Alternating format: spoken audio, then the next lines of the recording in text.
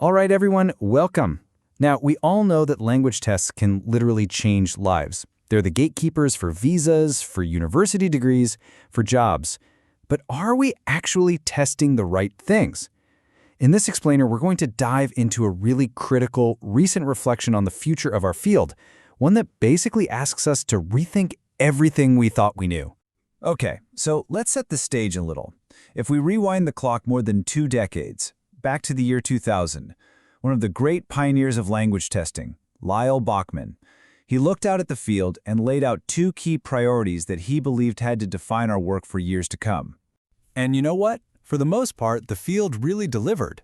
I mean, we have more experts, more rigorous standards, and just mountains of research. You'd think the job was pretty much done. But the central question we're digging into today is this. After all that incredible progress, what are the most basic, the most fundamental challenges that we still haven't solved? So, what does a mature field of language testing even look like? Let's do a quick review of the progress we've made, because honestly, it's the key to understanding why these deep challenges are still kind of hiding in plain sight. So, Bachman's 2 main goals were pretty straightforward. First, make the field more professional, and second, get really serious about the research needed to validate our tests. You could say these became the twin pillars of language testing for the next 2 decades. And that progress was, tangible. All of a sudden, specialist degrees and training programs were popping up everywhere. Major international associations like IELTIA and EALTA were formed, and they created codes of ethics. Basically, these were the new rule books for fairness and quality. We weren't just making tests anymore. We were building a genuine profession around them. And the research side, well, it evolved too. Thinkers in the field developed these incredibly powerful new frameworks. Essentially, they created toolkits that help test makers build a strong, evidence-based case that their test scores are actually meaningful and are being used fairly. And believe me, these aren't just dusty old theories. They're the actual blueprints for building a trustworthy test. So, the field is mature, it's professional, and we've got all these sophisticated tools. The job is done, right? Mission accomplished? Well, not even close. The argument we're exploring here is that despite everything, we are still grappling with the most basic questions of all.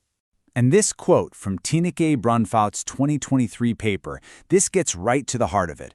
After decades of progress, the biggest challenges still boil down to 3 simple but profound questions. What, how, and why? So let's unpack each one. So yeah, let's really dig into these core challenges. We're going to deconstruct each of those questions, what, how, and why, to get a clearer picture of where the future of language testing is, or at least should be, headed. Okay, let's dive right into this first one. What are we testing? Now, this isn't just about item types or specific skills. No, this is about the very nature of the language ability, the construct that we claim to be measuring. It's a huge question of definition and representation. The key concept here is something called the target language use domain, which I know sounds technical, but it's really just a way of saying the real world. A test is only as good as its ability to reflect how people actually use language in their real lives. And here's the problem. Real-life language use is changing faster than ever. I mean, just think about it. We communicate with text, images, videos, memes, all at once. So many people switch between languages to get their point across. That's translanguaging. And most of the world uses English not as a native language, but as a practical common language. The argument here is that our tests are often stuck in the past, measuring this single, perfect version of a language that, well, it just doesn't really exist anymore. So that brings us to our second big question. How are we testing? This is all about the methods, right? How we turn this abstract idea about language ability into an actual functioning test. And today, the biggest player in that whole process is, without a doubt, technology. Brunfaut makes an absolutely critical distinction here. Are we using technology to enhance our ability to measure a complex construct? Or is our testing becoming technology-driven? A situation where the limitations of an algorithm or a platform end up defining what we can even try to measure. And the risk here is huge. Think about automated essay scoring.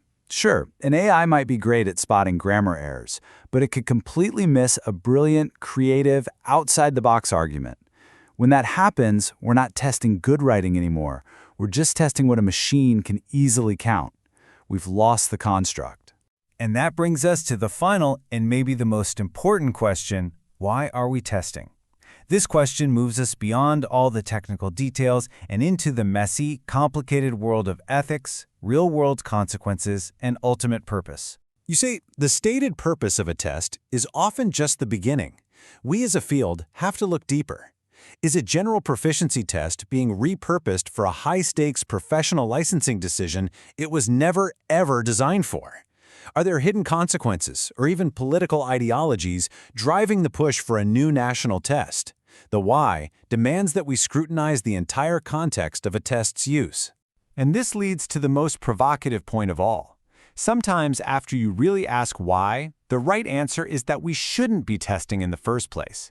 Is a test truly the solution here, or could it end up causing more harm than good? It's the ultimate ethical gut check. So, faced with these massive, fundamental questions, where do we possibly go from here? Well, Brunfaut doesn't just leave us with the problems, she offers two very concrete pleas for the future of our field. Her first plea is to synthesize. Basically, stop endlessly churning out brand new, isolated studies and instead start connecting the dots of the incredible body of research we already have. Her second plea is to diversify. We desperately need to actively bring more voices and more perspectives into the conversation. And that urgency is crystal clear. For far too long, our field has been dominated by a pretty narrow set of voices, mostly from Western, English-speaking countries.